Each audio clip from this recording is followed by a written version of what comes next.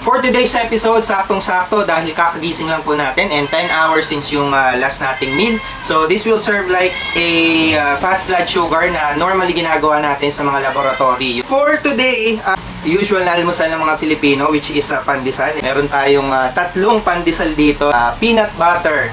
Test muna tayo without eating this first para makita natin kung ano ba yung FBS natin or yung fast blood sugar natin with 10 hours of fasting. Goods na goods ng result niya. And we're down to the last bite.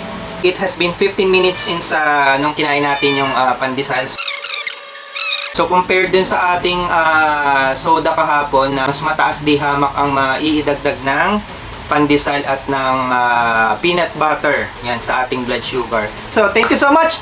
See you in the next video.